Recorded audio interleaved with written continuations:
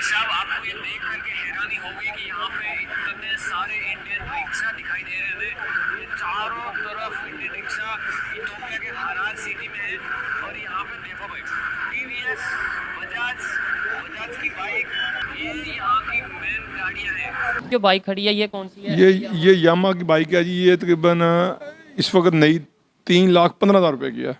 3 लाख, और इंडिया में शायद 3-4 लाख की कार मिल जाती है। कोई शक नहीं इसमें। एक वीडियो दिखाने जा रहा हूँ जिसमें जो है अफ्रीका कंट्रीज में वहाँ पर made in India autos, made in India bikes, made in India गाड़ी यूज हो रहे हैं। और वो कह रहा है कि यहाँ पर सबसे मेन गाड़ियाँ जो हैं वो मेड इन इंडिया ही हैं। बस यकीन करना बड़ा मुश्किल है। ये मैंने पहले कोई कंट्री नहीं देखी जिसमें हर गाड़ी लगभग इंडियन थी। सही बात है, हर गाड़ी, हर तकरीबन 100% टीवीएस के हर बस, हर बाइक्स, हर किस्म की बसेस ये भारतीय। से 10 साल पहले देखे ना तो इंपोर्ट पे काम किया जाता था। इंडिया के अंदर बाहर से चीजें आती थी। फिर उन्होंने क्या किया, उन्होंने फिर चीजें इंपोर्ट करना बंद कर दी। उन्होंने ना कंपनियां इंपोर्ट करना शुरू कर दी। ठीक है, मतलब बाहर से टेस्ला को मंगवा लिया, बाहर से उन्होंने मारुति को मंगवा लिया, रोल्स रॉयस को मंगवा लिया। ठीक है, हमारे जज्बा है ना, जज्बा ईमानी है। जिसके पास ईमान का जज्बा हो ना वो किसी से नहीं डरता इंशाल्लाह। बाइक हमारे इधर जब से पाकिस्तान बना यही चल रही है, ये नहीं चेंज हुई है, ये ऐसी चल रही है। साढ़े बच्चे ने ऐसे ही चल रही हैं। बच्चों ने भी यही चलानी है, हमने भी यही चलानी है। एक चीज तो बड़ी प्रोफेशनल तरीके से बाहर से लेके आते हैं, वो है हमारे सियासतदान। ठीक है, बाहर बैठ के हम सियासतदान बनवाते हैं, उसको लेके आते हैं पाकिस्तान, और उसका जो बेड़ागर्क वो मुल्क का करता है यहाँ पे, ये उसका रिजल्ट निकलता है। कुछ भी देख लो वो इंडियन चल रहा है सब कुछ। और मैं कहता हूँ एक तरह से अफ्रीका जो है ना इंडिया की मुट्ठी में आ गया। इस तरीके से हर चीज जो है ना अफ्रीका में जो है ना इंडिया भेज रहा है। इंडियन जो बाइक्स हैं उन्होंने वहां पर अपनी जगह बनाई, वो वाकई में मैं कहूँगी कि काबिले तारीफ है।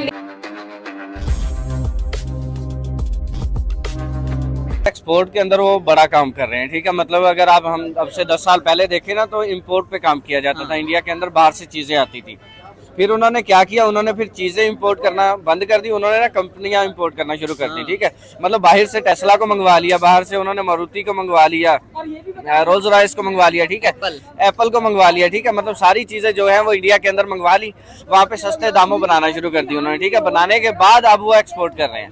ठीक है, ये आपने दिखाया रिक्शा, ये तो बहुत छोटी सी बात है, वो तो गाड़ियां इंपोर्ट कर रहे हैं, एक्सपोर्ट कर रहे हैं। ठीक है, आप देखें उनकी जो मतलब महिंद्रा है, ठीक है, इतना बड़ा ब्रांड बन चुका है। एक छोटा सा ब्रांड था, एक लोकल मेक वो होता था। जब से नरेंद्र मोदी आया ना यार, उसका एक विजन अच्छा है कि उसने इस चीज के ऊपर काम किया है कि मतलब मैंने क्या किस तरह से कंट्री को आगे लेके जाना। मतलब ये भी चीज ठीक है कि आप सेम चीजें जो बाहर से आपने इंपोर्ट करनी है, आप उस कंपनी से बात करो, यहाँ पे बुलाओ, उसको ले आओ, और उसके बाद मतलब वही चीजें सस्ते दामों बना के आप एक्सपोर्ट करो। आपकी कंपनी, आपके जो मुल्क के अंदर मौजूद है लोग, उनको भी फायदा होगा। मतलब अभी देखे, रिसेंटली एक न्यूज देख रहे थे कि जो आईफोन है, ठीक है, वो इंडिया के अंदर जो बन रहा है वो मेड इन इंडिया बाहर यूज हो रहा है यूरोपियन कंट्री के अंदर। रीजन क्या है यार, हमें महंगा पड़ता है। मतलब वहाँ पे जो चीज वो 100 रुपए की बनाते हैं, इंडिया के अंदर 55, 60, 70 रुपए की बनती है। ठीक है, इम्पोर्ट टैक्स उसके ऊपर कितना 5-7 रुपए पड़ता है उनको, बाकी वो चीज जो है वो सस्ती मिलती है। ठीक है, क्वालिटी क्या है, क्वालिटी तो आईफोन अब क्लेम करेगा कि मतलब मेरी चीज आप यूज करें तो मुझे सेम दो। तो वो सर क्या कहेंगे, इंडिया तो इंडिया, अब दूसरे कंट्रीज में जो है मेड इंडिया चीजें यूज हो रही हैं, लेकिन पाकिस्तान की बात करते हैं तो पाकिस्तान में ही मेड इन पाकिस्तान चीजें यूज नहीं हो रही। बाकी कंट्री तो मतलब बहुत दूर की बात। क्या कहेंगे, इतना बड़ा डिफरेंस क्यों है कि जहां इंडिया मेड इन इंडिया चीजें, इंडिया तो दूर, बड़े बाहर कंट्रीज यूज कर रहा है, जबकि पाकिस्तान की चीजें पाकिस्तान में यूज नहीं हो रही, बल्कि पाकिस्तान बना ही नहीं रहा। पाकिस्तान में हर एक चीज चाइना पे चल रही है। नहीं, मेरे ख्याल में हम पाकिस्तान, मेड इन पाकिस्तान पे हम फोकस नहीं कर रहे, हम मेड आउटसाइड जो है जितनी भी है उस पर फोकस कर रहे हैं। आप देखें, हम एक चीज तो बड़ी प्रोफेशनल तरीके से बाहर से लेके आते हैं, वो है हमारे सियासतदान। ठीक है, बाहर बैठ के हम सियासतदान बनवाते हैं, उसको लेके आते हैं पाकिस्तान, और उसका जो बेड़ागर्क वो मुल्क का करता है यहाँ पे, ये उसका रिजल्ट निकलता है। ठीक है, मतलब यार इन्होंने ही बेड़ागर्क किया। ठीक है, और सारा काम जो है वो इस तरह का मतलब उनके सुपुर्द चल रहा है। ठीक है यार, जब फोकस ही नहीं किया जाएगा। मैं अभी कुछ दिन पहले एक रिपोर्ट देख रहा था, पाकिस्तान के अंदर 1970 तक पाकिस्तान के बिरलाज, अंबानीज मौजूद थे। ठीक है, हम इंडिया से ज्यादा रिच स्टेट थे। ठीक है, फिर आते हैं माशाल्लाह जो जिसको हम जमहूरियत का बादशाह कहते हैं, मैं नहीं कहता, ठीक है, अवाम कहती है, जुल्फकार अली भुट्टो। ठीक है, उसने आके क्या किया, उसने सारी जो इंडस्ट्रीज थी उसको आके प्राइवेटाइज कर दिया। ठीक है, नहीं नेशनलाइज कर दिया, गवर्नमेंट के अंडर कर दिया। ठीक है यार, गवर्नमेंट एक सियासतदान जो है वो इंडस्ट्री चलाएगा, ठीक है। जब इस तरह का काम किया गया आहिस्ता आहिस्ता बंद हो गई, ठीक है।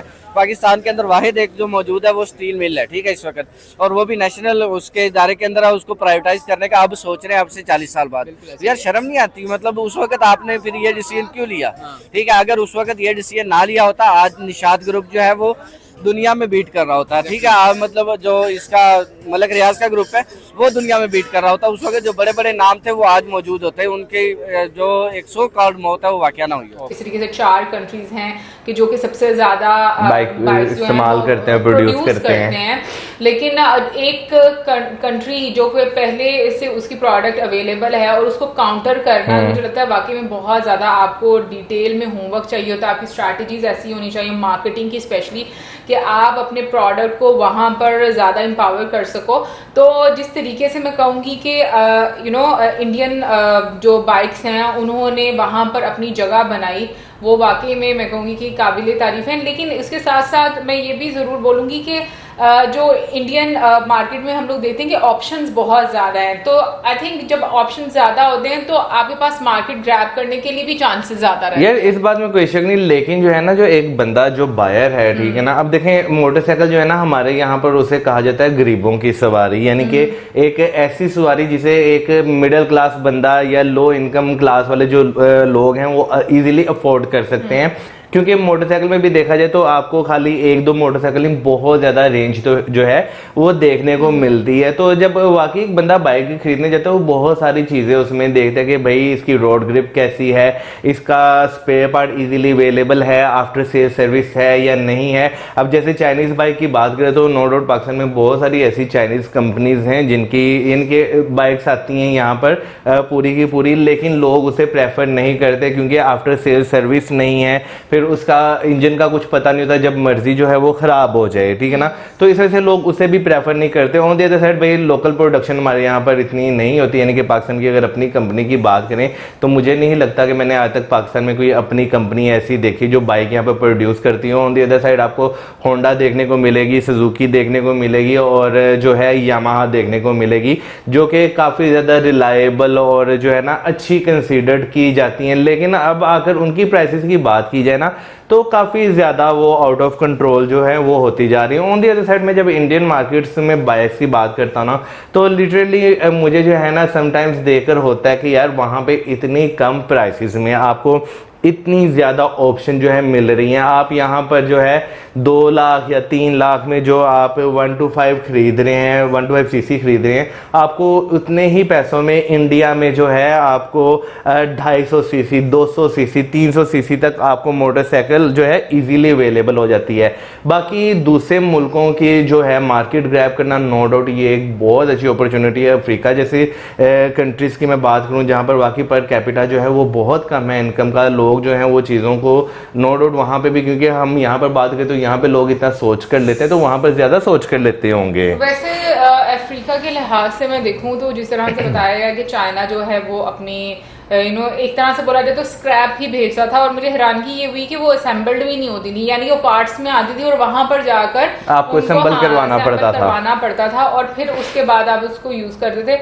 लेकिन जो बाइक्स हम लोगों ने देखी इसमें जैसे कि बॉक्सर थी बीच में, तो मैं ये बात सोच रही थी कि यहाँ की 70 से ज्यादा अच्छी तो ओवा नहीं है। अगर हम लोग मॉडल के लिहाज से बात करें, शेप के लिहाज से बात करें तो बहुत ज्यादा अच्छी लग रही थी। तो मैं वाकई में बात करूंगी कि पाकिस्तानी मार्केट में ये वाकई में एक ड्रॉबैक है और सीरियसली इस चीज का अफसोस होता है कि साथ वाले कंट्री में चीजें हम लोग आसानी से ले सकते हैं, कम प्राइस पर भी ले सकते हैं और हम लोगों को अच्छी टेक्नोलॉजी भी मिल सकती है, लेकिन उसके बावजूद हम लोग वो उन चीजों को प्रेफर नहीं करते, हम अपने लोगों के बारे में नहीं सोचते। दोस्तों, 2 व्हीलर वाहनों के मामले में आज भारत दुनिया का सबसे बड़ा बाजार बन चुका है।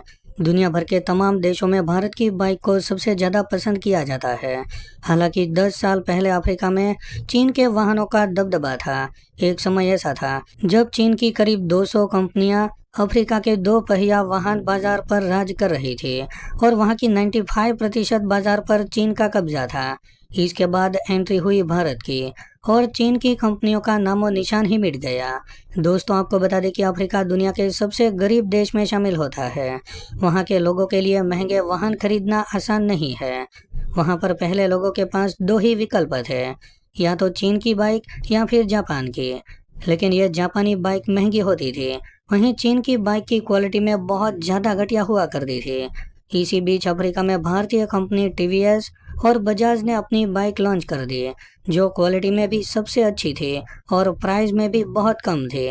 इसकी वजह से धीरे धीरे करके अफ्रीका के लोगों में भारतीय बाइक पॉपुलर होने लगी और ऐसे धीरे धीरे करके चीन की 200 से भी ज़्यादा कंपनी अपना कारोबार समेटकर अफ्रीका से निकल गई।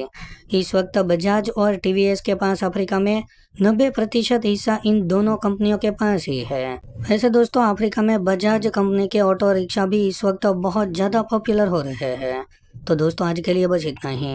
अगर आपको ये वीडियो पसंद आया हो तो वीडियो को लाइक कर दे और हमारे चैनल को सब्सक्राइब कर ले।